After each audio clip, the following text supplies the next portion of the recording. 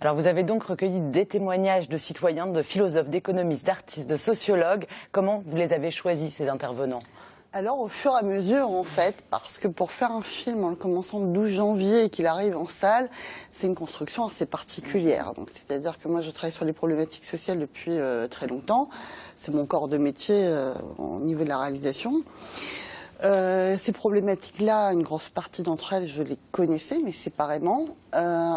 Et donc, moi, ce qui m'a frappé surtout, c'est que j'ai suivi les événements du 7 janvier, 11 janvier, sans décoller de plusieurs écrans, où je regardais plusieurs médias télé. Et ce qui, moi, m'a frappé le plus, c'est ce même pas peur. D'ailleurs, c'est le titre du film. C'était ce qui ressortait des premières réactions. Moi, il m'a parlé dans le sens où ce terme me renvoie à tout son contraire. Hein. Plus on dit qu'on n'a pas peur, ça veut dire qu'on a peur. Donc on se dit, il y a une peur sous-jacente qui existe, qui est bien entendu liée aux attentats, mais pas seulement. On sentait vraiment qu'on voulait dire on n'a pas peur, mais... Pas peur de quoi ? Pas peur de quoi ? C'est un mot d'enfant, même pas peur, même pas mal. Et finalement, avec votre film, vous avez trouvé, c'est le même pas peur de quoi ?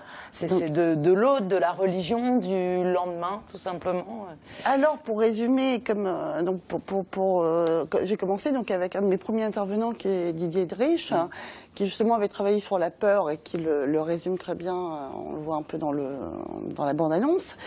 Et à partir de cette peur, en fait, j'ai développé la peur de l'autre. Donc il y a deux peurs pour moi fondamentales, celle de l'autre et celle du lendemain.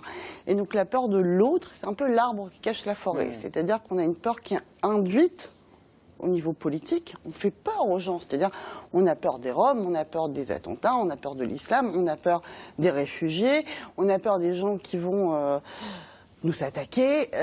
Et pendant qu'on a peur de ces choses-là, pour X ou X motifs, on se retrouve face à une France qui est dans une situation de plus en plus préoccupante, il faut dire les choses telles qu'elles sont, une situation économique, une situation sociale qui accentue l'inégalité, qui accentue les différences. Et du coup, une peur nourrit l'autre. Et on se retrouve dans un cercle vicieux. Après les événements de janvier, on a vraiment vu tout ce débat de société se cristalliser finalement. C'est-à-dire sur la laïcité, sur les repas pour les enfants, sur l'islam. On a eu sur quelques mois un déballage de nos politiques sur toutes ces questions-là, sur l'identité nationale. Et d'ailleurs, ce débat était antérieur.